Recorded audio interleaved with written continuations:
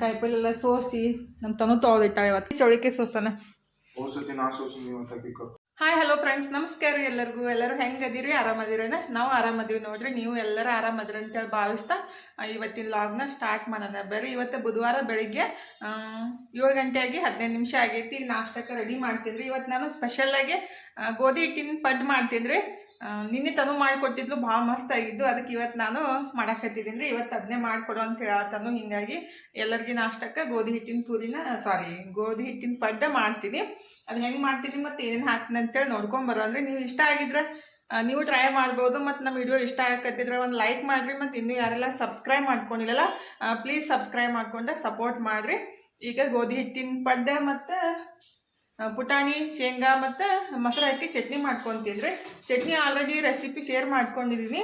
ಆದರೆ ಗೋಧಿ ಹಿಟ್ಟಿನ ಪುರಿ ಬರೀ ಗೋಧಿ ಹಿಟ್ಟಿನ ಪುರಿನೇ ಗೋಧಿ ಹಿಟ್ಟಿನ ಪಡ್ಡು ಮಾಡ್ತಿದ್ರಿ. ಫಸ್ಟ್ ಟೈಮ್ ಟ್ರೈ ಮಾಡಾಕತ್ತಿದ್ದು. ತನು ಮಾಡ್ಯಾಳು 2 ದಿವಸದಿಂದ. ಸಂಜೆಯಿಂದ ಈವ್ನಿಂಗ್ ಟೈಮ್ ಸ್ನ್ಯಾಕ್ಸಿಗೆ ಮಾಡಿದ್ಲು ರೀ. ನಾನು ಇವತ್ತು ಮಾಡಿಕೊಡ್ತೀನಿ. ಅಂದರೆ ಜಾಸ್ತಿ ಕ್ವಾಂಟಿಟಿ ಒಳಗೆ ಮಾಡ್ಬೇಕಾಗುತ್ತೆ ರೀ. ತನು ಆದರೆ ಒಂದು ಸ್ವಲ್ಪ ಎಲ್ಲರಿಗೂ ಒಂದು 4 ಬರಂಗೆ ಮಾಡಿರ್ತಾಳು. ಈಗ ನಮಗೆಲ್ಲರಿಗೆ ನಾಷ್ಟಕ್ಕೆ ಮತ್ತು ಅಜ್ಜಾಗ ಡಬ್ಬಿ ಕಟ್ಟಾಕ ಇಷ್ಟು ಜನಕ್ಕೆಲ್ಲ ಮಾಡಬೇಕಲ್ಲ, ಸ್ವಲ್ಪ ಜಾಸ್ತಿ ಕ್ವಾಂಟಿಟಿ ಒಳಗೆ ಮಾಡೋದಾದ್ರೆ ಈಗ ಗೊತ್ತಾಗಂಗಿಲ್ಲ.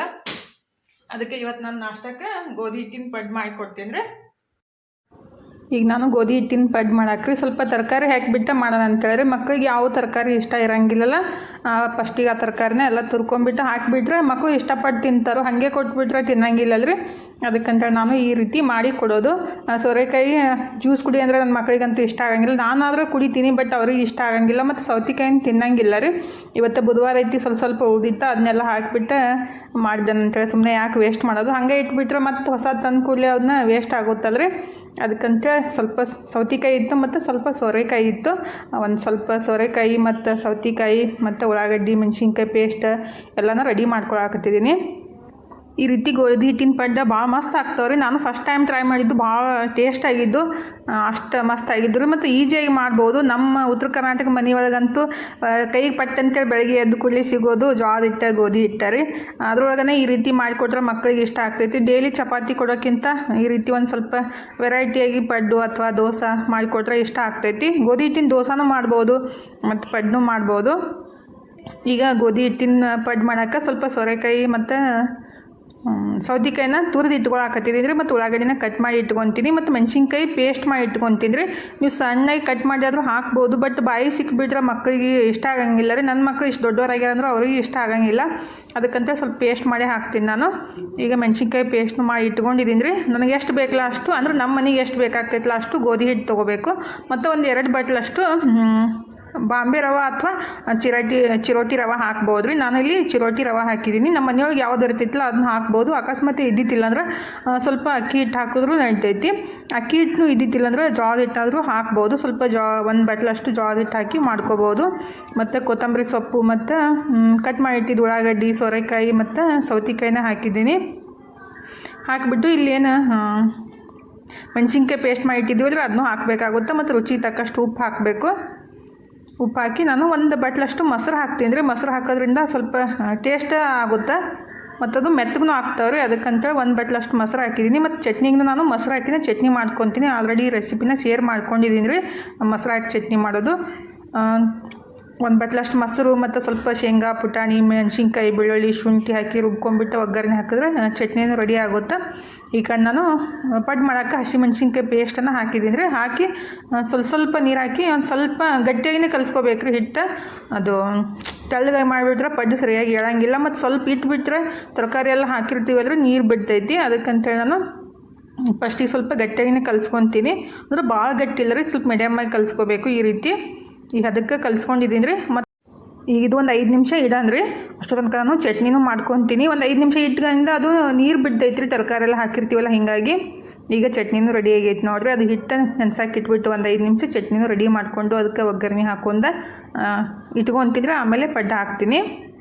ಈ ರೀತಿ ಚಟ್ನಿ ಮಾಡಿಬಿಟ್ರೆ ಇದಂತೂ ರೊಟ್ಟಿಗೆ ಅಥವಾ ಚಪಾತಿಗೆ ಅನ್ನದ ಜೊತೆ ತಿನ್ಬೋದು ರೀ. ಭಾಳ ಮಸ್ತ್ ಆಗುತ್ತೆ, ಟೇಸ್ಟ್ ಆಗುತ್ತೆ ರೀ. ನಾನು ಆಲ್ರೆಡಿ ಈ ರೆಸಿಪಿನ ಶೇರ್ ಮಾಡ್ಕೊಂಡಿದ್ದೀನಿ. ಭಾಳ ಮಸ್ತ್ ಆಗುತ್ತೆ. ಮತ್ತು ಈಜಿನೂ ಮಾಡೋದು, ಕೊಬ್ಬರಿಯನ್ನು ಬೇಕಂತೇನಿಲ್ಲ. ಸಿಂಪಲಾಗಿ ಪುಟಾಣಿ ಅಷ್ಟಿದ್ರೆ ಸಾಕಾಗುತ್ತೆ. ಈಗೇನಿದು ಪಡ್ಡು ಮಾಡೋಕ್ಕೆ ಹಿಟ್ಟು ಕಲಸಿಟ್ಟಿದ್ದೆ ಅಲ್ರಿ, ಇದಕ್ಕೆ ಸ್ವಲ್ಪ ಅಡುಗೆ ಸೋಡಾ ಹಾಕ್ತೀನಿ ನಾನು. ನಿಮ್ಗೆ ಇಷ್ಟ ಇರಲಿಕ್ಕಂದ್ರೆ ಸ್ಕಿಪ್ ಮಾಡ್ಬೋದು, ಬಟ್ ಹಾಕಿಬಿಟ್ರೆ ಸ್ವಲ್ಪ ಸಾಫ್ಟ್ ಆಗ್ತಾವಂತ ಒಂದು ಚೂರ ಅಡುಗೆ ಸೋಡಾ ಹಾಕಿದ್ದೀನಿ. ಹಾಕಿ ಚಲೋತ್ನಾಗ ಮಿಕ್ಸ್ ಮಾಡ್ಕೊಂಡ್ಬಿಟ್ಟು ಪಡ್ಡು ಹಾಕ್ಬೇಕು ರೀ. ಆಗ ಹೇಳಿದ್ದೆ ಅಲ್ರಿ 5 ನಿಮಿಷ ಇದ್ದ ತಕ್ಷಣ ಅದು ತರಕಾರಿ ಎಲ್ಲ ನೀರು ಬಿಟ್ಬಿಟ್ಟು ಈ ರೀತಿ ಸ್ವಲ್ಪ ಅಳಸಾಗುತ್ತೆ. ಫಸ್ಟಿಗೆ ಜಾಸ್ತಿ ಅಳಸು ಮಾಡ್ಕೊಂಡ್ಬಿಟ್ರೆ ಮತ್ತದು ಪಡ್ಡ ಸರಿಯಾಗಿ ಎಳಂಗಿಲ್ಲ ರೀ. ಯಾವಾಗಲೂ ಸ್ವಲ್ಪ ಪಡ್ಡು ಮಾಡೋಕ್ಕೆ ಸ್ವಲ್ಪ ಗಟ್ಟಿಯಾಗಿದ್ರೇ ಚಲೋ ಆಗ್ತಾವಲ್ಲ ರೀ. ನಾ ಯಾವಾಗಲೂ ಗ್ಯಾಸ್ ಸ್ಟೋವ್ ಮೇಲೆ ಪಡ್ಡಿನ ಮನೆ ಇದ್ದ ತಕ್ಷಣ ಹಿಂಗೆ ಓಡಾಡ್ತಿರ್ತೈತೆ ರೀ. ಅದಕ್ಕಂತೇಳಿ ನಾನು ಏನು ಮಾಡ್ತೀನಿ ಅಂದ್ರೆ ಅದು ಗ್ಯಾಸ್ ಸ್ಟೋವ್ ಮೇಲಿಂದ ಇದು ಇರ್ತೈತಿಲ್ಲ ಅದನ್ನ ಹಿಂಗೆ ಹೊಳ್ಳೆ ಇಟ್ಬಿಟ್ಟು ಅದನ್ನ ಇಟ್ಕೊತೀನಿ. ಅದು ಹೊಳ್ಯಾಡಲ್ಲ ರೀ ಅವಾಗ, ಯಾಕಂದರೆ ಇದು ಪಡ್ಡಿನ ಮನೆ ಈ ರೀತಿ ಕೆಳಗಡೆ ಗುಂಡು ಇರ್ತೈತಲ್ಲ ಅದಕ್ಕಂತೇಳಿ ಹಂಗೆ ಆಗುತ್ತೆ. ನಾನು ಈ ರೀತಿ ಮಾಡ್ಕೊತೀನಿ. ನೀವು ಹೆಂಗೆ ಮಾಡ್ತೀರಿ ಅಂತ ಹೇಳಿ. ನಾನಂತೂ ಈ ರೀತಿ ಮಾಡ್ತೀನಿ ನೋಡಿರಿ. ಹಾಗೆ ಇಟ್ಬಿಟ್ರೆ ಈ ಕಡೆಯೊಮ್ಮೆ ಆ ಕಡೆಯೊಮ್ಮೆ ಸರಿದಾಡ್ತಾ ಇರ್ತೈತೆ ಅದು, ಅದಕ್ಕಂತೇಳಿ ಈ ರೀತಿ ಮಾಡೋದು. ಈ ರೀತಿ ಇಟ್ಬಿಟ್ರೆ ಅದು ಜಿಗಿದಾಡಲ್ಲ ರೀ, ಒದ್ದಾಡಲ್ಲ, ಒಂದೇ ಜಾಗದಾಗ ಕೂಡ್ತೈತಿ. ಈಗ ಸ್ವಲ್ಪ ಎಣ್ಣೆ ಹಚ್ಬಿಟ್ಟು ನಮಗೆ ಅಷ್ಟು ಸ್ವಲ್ಪ ಕಮ್ಮಿನೇ ಹಾಕೋಬೇಕು, ಪೂರ್ತಿ ತುಂಬಿಬಿಟ್ರೆ ಅದು ಸರಿಯಾಗಿ ಬೆನಂಗಿಲ್ಲ ರೀ. ನನ್ನ ಹತ್ರ ಅಂತೂ ಇದು ಕಬ್ಬಿಣದ ಪಡ್ಡಿನ ಮನೆ ಐತಿ. ನಾನ್ ಸ್ಟಿಕ್ ಆದರೆ ಸ್ವಲ್ಪ ಎಣ್ಣೆ ಕಮ್ಮಿ ಹಚ್ಬಿಟ್ರು ನಡಿತೈತಿ. ಬಟ್ ಇದು ಫಸ್ಟಿಗೆ ಕಬ್ಬಿಣ ಪಡ್ಡಿನ ತವಿಗೆ ಏನೈತಲ್ಲ ರೀ, ಸ್ವಲ್ಪ ಎಣ್ಣೆ ಸ್ವಲ್ಪ ಜಾಸ್ತಿನೇ ಹಾಕಬೇಕಂದ್ರೆ 1 ಸ್ಪೂನ್ ಹಾಕಬೇಕು. ಹಾಕಿ ಒಂದು ನಿಮಿಷ ಮುಚ್ಚಿಡ್ಬೇಕು ರೀ. ಗ್ಯಾಸ್ ಸಣ್ಣ ಮಾಡಿ ಇಟ್ಕೋಬೇಕು. ಫಸ್ಟಿಗೆ ಹಾಕೊಂಬಂದಾಗ ಜೋರು ಇಟ್ಕೊಂಡು ಪಡ್ಡು ಹಾಕಿದ್ಮೇಲೆ ಗ್ಯಾಸ್ ಸಣ್ಣ ಇಟ್ಬಿಟ್ಟು 1 ನಿಮಿಷ ಸಣ್ಣಗೆ ಇಟ್ಬಿಟ್ಟು ಆಮೇಲೆ ಹೊಳ್ಳಿಸಿ ಹಾಕಿ ಮತ್ತೊಂದು ನಿಮಿಷ ಜೋರಾಗಿ ಇಟ್ಕೊಂಡ್ಬಿಟ್ರೆ ಮಸ್ತಾಗಿರೋ ಪಡ್ಡು ರೆಡಿ ಆಗ್ತಾವೆ ರೀ. ಅಂದರೆ ಚಲೋತ್ನಾಗ ಬೆನಿತಾವೆ. ನಾವು ಗ್ಯಾಸ್ ಒಮ್ಮೆ ಜೋರಾಗಿ ಇಟ್ಕೊಂಡ್ಬಿಟ್ರೆ ಅದು ಸರಿಯಾಗಿ ಬೆನಂಗಿಲ್ಲ ರೀ, ಹೊತ್ತು ಬಿಡ್ತಾವೆ. ಹೀಗಾಗಿ ಹೇಳಿದೆ ನಾನಂತೂ ಈ ರೀತಿ ಮಾಡೋದು. ಈಗ ಹೊಳ್ಳಿಸಿ ಹಾಕಿದ್ಮೇಲೆ ಸ್ವಲ್ಪ ಜೋರಾಗಿ ಇಟ್ಕೊತೀನಿ ಗ್ಯಾಸ್ ಫ್ಲೇಮ್ ರೀ.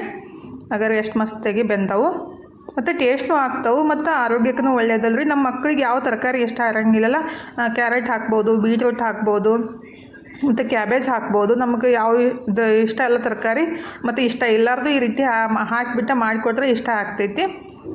ಎಲ್ಲ ಇದೇ ರೀತಿ ಮಾಡ್ಕೊಂಡ್ಬಿಡ್ತೀನಿ ನೋಡಿರಿ. ಈ ಪಡ್ಡಿಂದ ತವಿ ಒಳಗೆ ಸ್ವಲ್ಪ ಕ್ವಾಂಟಿಟಿ ಒಳಗೆ ಆಗ್ತಾವೆ. ಈಗೆಲ್ಲ ಹೊಸದಾಗಿ ಬಂದಾವಲ್ಲ ರೀ, ಅವು ಸ್ವಲ್ಪ ಜಾಸ್ತಿ ಹಿಡಿತಾವೆ. ಬಟ್ ಇದ್ರೊಳಗೆ ಎಳೆ ಆಗೋದು. ಫಸ್ಟೆಲ್ಲ ಇದೇ ರೀತಿ ಇರ್ತಿದ್ದು, ಬಟ್ ಈಗ ಸ್ವಲ್ಪ ಜಾಸ್ತಿ ಪಡ್ಡಾಗಂಥದ್ದು ಮನೆ ಬಂದವು. ತೊಗೋಬೇಕು ನಾನು, ಯಾಕಂದರೆ ಸ್ವಲ್ಪ ಇದ್ದ ತಕ್ಷಣ ಭಾಳ ತನಕ ಮಾಡಬೇಕಾಗುತ್ತೆ ರೀ. ಏಳು ಅಂದ್ರೆ ಸ್ವಲ್ಪ ಜಾಸ್ತಿ ಕ್ವಾಂಟಿಟಿ ಒಳಗೆ ಇದ್ದು ಅಂದರೆ 1-2 ಸಲ 3 ಸಲ ಮಾಡಿದ್ರೆ ಒಬ್ರಿಗೆ ಸಾಕಾಗ್ತೈತಿ. ಇದ್ರೊಳಗಾದ್ರೆ ಒಂದೊಂದು ಸಲ 4 ಸಲ ಮಾಡಿ ಒಬ್ಬೊಬ್ರಿಗೆ ಕೊಟ್ಬಿಟ್ರೆ ಜಾಸ್ತಿ ಹೊತ್ತು ನಿಂದಿರ್ಬೇಕಾಗುತ್ತಲ್ಲ. ಹೀಗಾಗಿ ನನಗೆ ಅದಕ್ಕೆ ಪಡ್ಡು ಮಾಡೋಕ್ಕೆ ಬೇಸರ ಆಗುತ್ತೆ. ಈಗ ಎಲ್ಲ ರೀತಿ ಪಡ್ಡ ರೆಡಿ ಹಾಕತ್ತಾವ ನೋಡಿರಿ. ಆಲ್ಮೋಸ್ಟ್ ಹಿಟ್ಟು ಖಾಲಿ ಆಯಿತು. ನಮ್ಮ ಮನೆಯವ್ರ ನಾಷ್ಟನೂ ಆಯಿತು. ಇನ್ನು ಎಲ್ಲರಿಗೆ ನಮ್ಮ ತನುಗ ನಾಷ್ಟಕ್ಕೆ ಹಾಕಿ ಕೊಟ್ಬಿಟ್ಟು ನಾನು ನಾಷ್ಟ ಮಾಡಬೇಕು. ಎಲ್ಲ ಹಿಟ್ಟನ್ನು ಮಾಡ್ಕೊಂಡ್ಬಿಟ್ಟೆ ನೋಡಿರಿ. ಈಗ ನಾಷ್ಟ ರೆಡಿ ಆಗೈತೆ ನೋಡಿರಿ. ನಾನು ನಾಷ್ಟ ಮಾಡಬೇಕು. ಮನುತನು ಇನ್ನೂ ಮಾಡಿಲ್ಲ. ಫಸ್ಟಿಗೆ ನಾನು ಮಾಡಿಬಿಡ್ತೀನಿ, ಅವ್ರು ಇನ್ನೂ ಜಳಕ ಮಾಡಿಲ್ಲ ರೀ. ಹೀಗಾಗಿ ಈಗ ನಾಷ್ಟ ಮಾಡೋಣ ಬರ್ರಿ. ಮಸ್ತೆ ಗೋಧಿ ಹಿಟ್ಟಿನ ಪಡ್ಡು ಮತ್ತು ಚಟ್ನಿ ಎಷ್ಟು ಸಾಫ್ಟಾಗಿ ಬಂದಾವೆ ನೋಡಿರಿ. ಸಖತ್ತಾಗಿದ್ದು, ಟೇಸ್ಟ್ ಅಂತೂ ಭಾರಿ ಆಗಿದ್ದು ರೀ. ನೀವು ಒಂದ್ಸಲ ಖಂಡಿತ ಟ್ರೈ ಮಾಡಿರಿ, ಹೆಂಗಿತ್ತಂತ ಹೇಳ್ರಿ. ಈಗ ಟೈಮ 12:30 ಆಗೈತೆ ನೋಡಿರಿ. 12 ಆಗಿ 25 ನಿಮಿಷ ಆಗೈತಿ. ಹೋಗಿ ಕಾಯಿಪಲ್ಲೆ ತಂದು ಕಾಯಿಪಲ್ಲೆಲ್ಲ ಸೋಸಿ ನಮ್ಮ ತನು ತೊಳೆದಿಟ್ಟಾಳೆ ಇವತ್ತು ಕಾಯಿಪಲ್ಲೆ. ಈಗ ಹಿಟ್ಟು ಕಲಸಿಟ್ಟಿದ್ದೀನಿ. ಇನ್ನು ಅಡುಗೆ ಮಾಡ್ಬೇಕು ನೋಡಿರಿ. ನಮ್ಮ ಮನುಗೆ ಕೆಲಸ ಹಚ್ಚಿದ್ದೀನಿ. ಯಾವ ಕೆಲಸ ಮನು? ಮಾವಿನಕಾಯಿ ಕಟ್ ಮಾಡೋದು. ಅದು ಆಮ್ಚೂರು ಪುಡಿ ಮಾಡಾಕ್ರಿ. ಮಾವಿನಕಾಯಿ ಕಟ್ ಮಾಡಿ ಬಿಸಿಲಿಗೆ ಇಡ್ಬೇಕಂತೇಳಿ ಕಟ್ ಮಾಡಂತ ಹೇಳಿದ್ದೀನಿ. ಅದನ್ನ ಕಷ್ಟಪಟ್ಟು ಕಟ್ ಮಾಡತ್ತಾನ. ಸ್ವಲ್ಪ ಹಿಂಗೆ ತೆಳ್ಳಗೆ ಹರ್ಚಿದಂಗೆ ಮಾಡಪ್ಪಿ. ಅದು ಹಂಗಾರೆ ಮಾಡು. ಇದೇನು ತಿಂತೈತಿ, ಬರೀ ತಿನ್ನೋದು ಹೊರಗೆ ಹೋಗೋದು. ಇಲ್ಲೊಂದು ಸ್ವಲ್ಪ ತೊಳೆದು ಇಟ್ಟಿದ್ದೀನಿ. ಚೌಳಿಕೆ ಸೋಸ್ಬೇಕು. 3 ಮಂದಿ ಕೂಡಿ ಚೌಳಿಕೆ ಸೋಸೋಣ. ಆಯ್ತು. ಇನ್ನು ಅಡುಗೆ ಮಾಡಿ ಊಟ ಮಾಡಿ ಚೌಳಿಕೆ ಸೋಸೋದ್ರಿ. ಏನು ಸೀಕರಣೆ ಮಾಡಲಿ? ಬಾಳೆಹಣ್ಣು ಸೀಕರಣೆ ಮಾಡಲಿ, ಮಾವಿನಕಾಯಿ ಸೀಕರಣೆ ಮಾಡಲಿ? ಹಾಂ ಬೇಡ. ಮತ್ತೆ ಏನು ಮಾಡಲಿ? ಯಾವ ಪಲ್ಯ ಮಾಡಲಿ? ಹಾಂ, ಕೈಗೆ ಹಚ್ಕೊಂಡಾರಿ ಸ್ವಲ್ಪ ಹಚ್ಕೊಂಡಾದ್ರೆ ಸ್ವಲ್ಪ ಅರಿಶಿನ ಹಚ್ಚಿದ್ದೀನಿ. ತೋರಿಸ. ಆಯ್ತು, ಅಡುಗೆ ಮಾಡೋಣ. ಏನು ಮಾಡಲಿ ಯಾವ ಪಟ್ನಪ್ಪ? ಅಯ್ಯೋ ಶಿವ. ಹಾಗಾರಿ ಅಡುಗೆ ಆಯಿತು. ಊಟ ಸ್ಟಾರ್ಟ್ ಆಗೈತಿ. ಬಾಳೆಹಣ್ಣಿನ ಸೀಕರ್ನಿ ಬೆಲ್ಲ ಹಾಕಿ ಮಾಡೀವಿ. ಲೈಟು ಹೋಗ್ಯಾವ, ಬ್ಯಾಟ್ರಿ ಡೌನ್ ಆಯಿತು. ಊಟ ಸ್ಟಾರ್ಟ್ ಆಗೈತಿ.